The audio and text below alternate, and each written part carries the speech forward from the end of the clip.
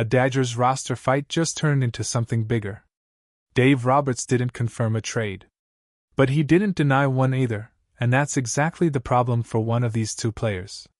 Korean outlets are now reporting that Roberts told them Hyeseong Kim and Alex Freeland are competing for the same roster spot, and if Kim loses that battle, a trade could become the only real solution. Nothing is finalized. This is still speculation. But when a manager starts talking about a trade as a possibility instead of shutting the idea down, that's already a signal. So what does this actually mean for Kim, for Freeland, and for the Dodgers infield going forward? Let's start with what's actually being said. Roberts hasn't announced a decision. What he's reportedly acknowledged is a reality the Dodgers can't avoid much longer. They have two useful players and, realistically, room for one. Kim and Freeland aren't fighting over a bench seat. They're fighting over playing time at the same spot on the diamond, and the front office doesn't carry two players indefinitely when only one of them is getting consistent at-bats. That's the part people are missing when they hear trade and assume it means someone failed. It doesn't. It means the roster math stopped working. I think that's the key detail here. A trade isn't a punishment. It's a release valve. When two players are legitimately good enough to start, but a team only has innings for one of them, keeping both on the roster helps nobody, not the player stuck watching from the bench, not the team trying to keep morale intact, and not the front office trying to build organizational depth elsewhere. So if Roberts really is floating a trade as a if-then scenario, that's not him admitting failure. That's him being honest about a problem that was always going to surface eventually. Now here's where it gets interesting. This isn't a new tension. Kim and Freeland have already been through one version of this fight. Freeland made the opening day roster over Kim back in the spring, and Kim was optioned to AAA instead. But then injuries hit, Kim got recalled, and the competition reopened. Since then, both players have had stretches where they looked like the answer and stretches where they clearly weren't. That back and forth is exactly why this decision is so hard for Roberts to make. If either player had simply run away with the job, there'd be no story here. The fact that it's still competitive months later tells you everything about how close this is. So why would a trade even be on the table instead of just sending the loser back to AAA again?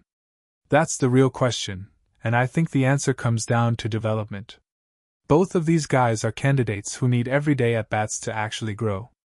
Sitting in AAA isn't nothing, but if a player is genuinely ready for the majors and simply blocked by a teammate at the same position, a smart front office starts asking whether that player would be better off somewhere else entirely, somewhere he can start every day instead of waiting for an opening that might not come. That's not disrespect. That's roster management at its most practical.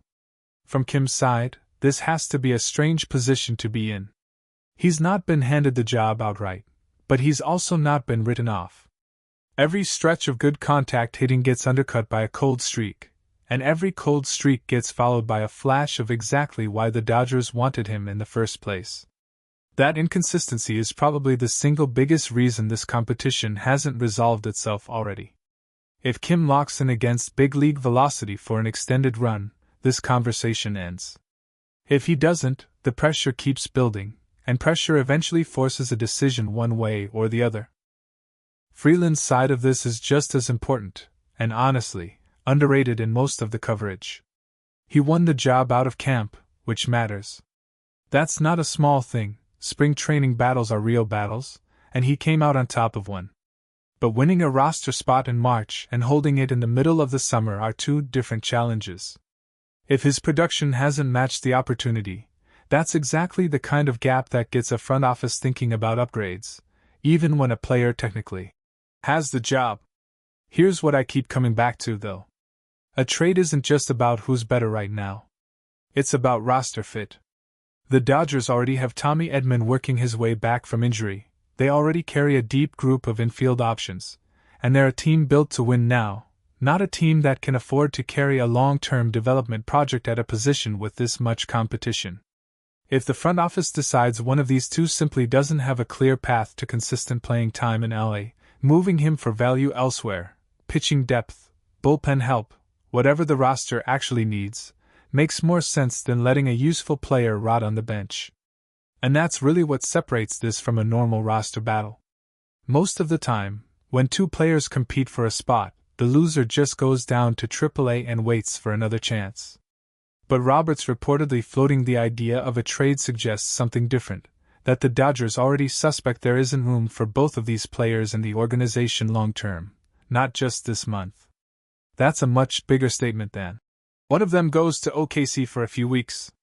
That's the front office starting to think about value on the trade market instead of just internal competition. What do you think happens if Kim does lose this battle? I don't think a trade is automatic, but I do think it becomes the more likely outcome the longer this competition stays unresolved. If Kim were still a rookie with years of control left, an obvious untapped ceiling, the Dodgers would probably just keep cycling him between the majors and AAA until something clicked. But he's not a project anymore. He's a proven KBO star who's signed to play, not to platoon indefinitely. At some point, if the fit in LA isn't clean, both sides are better served by him getting everyday reps somewhere else. The same logic applies in reverse if Freeland is the one who ends up on the outside. He's younger, and the Dodgers may simply decide he needs more minor league seasoning rather than a change of address.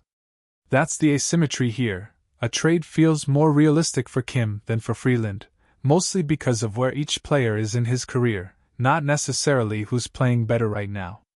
So where does this actually land? Nothing here is decided.